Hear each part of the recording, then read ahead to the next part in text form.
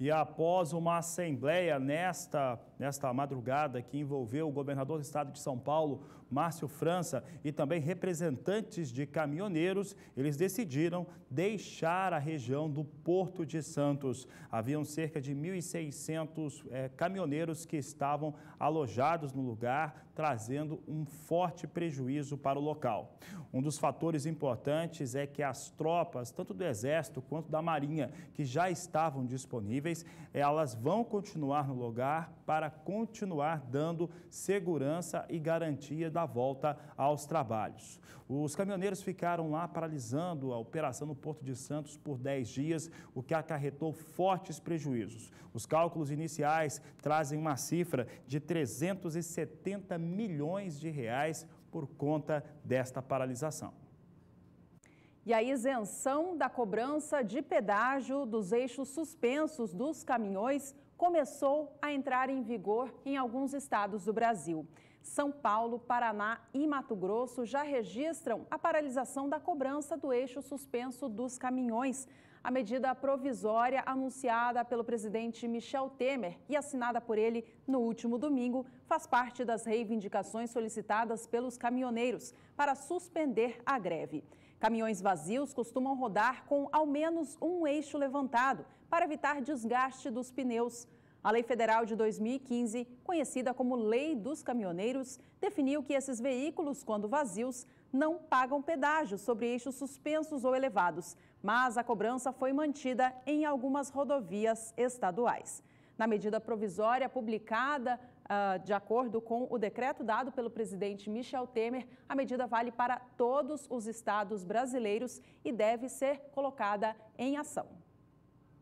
E de acordo com o Conselho de Exportadores de Café, o Brasil deve deixar de embarcar por conta dessa paralisação, em essencial na região do Porto de Santos, 900 mil sacas de 60 quilos de café, um forte prejuízo que você confere agora nos dados que foram divulgados pela Secafé. Eles são iniciais. Exportações de café vão deixar de acontecer em 900 mil sacas de 60 quilos, com prejuízo total apenas para o café de 560 milhões de reais. Os embarques serão realizados posteriormente, assim que a situação vá se regularizando. Os custos adicionais ao segmento exportador, oriundo destes atrasos causados pela greve, só podem ser calculados após os devidos embarques, foi o que explicou Nelson Carvalhais, ele que é o presidente do Secafé. Um dos setores mais afetados pela greve dos caminhoneiros foi a criação de aves. A demora na chegada ou até a não chegada da ração para alimentar os animais causou mortandade de aves adultas e pintinhos, causando prejuízos altíssimos para este setor. O Plano Agrícola e Pecuário 2018-2019, que será anunciado na semana que vem pelo Ministério da Agricultura, deve contemplar esses criadores de aves que foram prejudicados pela greve. Quem fez esta afirmação foi Blairo Maggi, ministro da Agricultura. Ele afirmou o seguinte: de onde serão retirados esses recursos para ajudar os criadores que sofreram com a paralisação? Com o teto de gastos que temos, para colocar algo, outro tem que sair. Ele disse ainda: se nesse momento for importante deslocar algum recurso para as cooperativas, para os produtores se reorganizarem em detrimento até de um novo projeto de investimento, faremos isso sem nenhum problema. Está aí a fala de Blairo Maggi, então, a respeito do Plano Safra, que vai ser anunciado na semana que vem e que deve, portanto, contemplar o setor da avicultura. A avicultura é o setor mais afetado do agronegócio pela paralisação dos caminhoneiros e sobre estes impactos, o João Pedro Cuti Dias, ele que é consultor de agronegócio do SBA, fez um estudo e apresenta agora os principais impactos em algumas das culturas mais afetadas. Os últimos 12 dias foram muito difíceis para a agropecuária brasileira. Todos os setores sofreram com a paralisação dos caminhoneiros nas estradas, com o bloqueio das estradas, com a falta de combustível, enfim, com todos os problemas que foram acarretados por essa chamada greve dos caminhoneiros. Vamos começar pela questão do bovino de corte. Você está numa época de safra, você tem muito animal pronto para abate, seja descarte de fêmeas, animais prontos para abate, parou.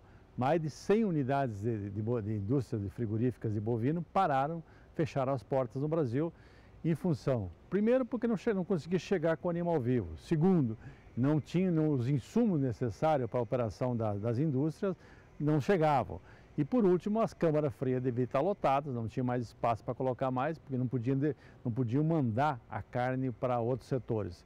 Esse é um setor que vai sofrer muito, especialmente a indústria frigorífica, porque eles dependem desse movimento, desse capital de giro da venda de carne e para pagar os seus fornecedores, pagar os pecuaristas. E esses 12 dias, quase meio mês, vai atrapalhar muito eles.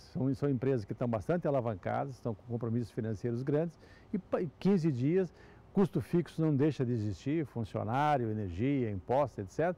E isso atrapalha a saúde financeira de todo esse pessoal. Outro setor que sofreu muito foi a questão da avicultura e da suinocultura. São setores altamente tecnificados. O frango, quando chega nos 42 dias, 43 dias, ele tem que ir para o abate.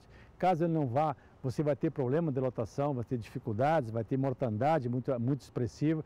E se não tiver ração, que era outro problema sério do setor, ou seja, não chegava a ração até os galpões, você tinha risco de canibalismo, mortandade, enfim, é uma situação extremamente séria. A BPA fala na mortandade de mais de 64 milhões de aves, basicamente pintos, porque você tem uma produção brasileira mensal de 500 milhões de pintos. Esse pinto eclodia, as empresas, as incubadoras não tinham para quem mandar, no fim acabavam fazendo um abate sanitário, sacrificavam os pintos. Isso vai refletir não apenas para o produtor, também para o consumidor. Você vai ver daqui para frente, daqui 42 dias, uma falta de oferta de carne de frango. Por quê? Porque esse pinto que era para ser alojado, acabou não sendo alojado e, consequentemente, isso vai dar um impacto na produção nos próximos 40, 45 dias. A suinocultura também, mesma coisa. Você tem um animal pronto para o abate com 100, 110 quilos, a hora que ele não vai para o abate, primeiro, ele vai consumir muito mais ração por quilo vivo agregado.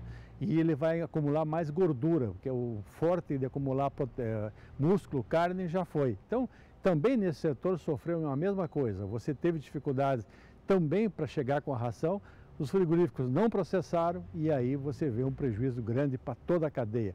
E tanto os suínos como aves, a margem por animal é muito pequena. Então, com certeza, muitos produtores vão ficar no vermelho por um bom tempo para recuperar os prejuízos desses 12 dias.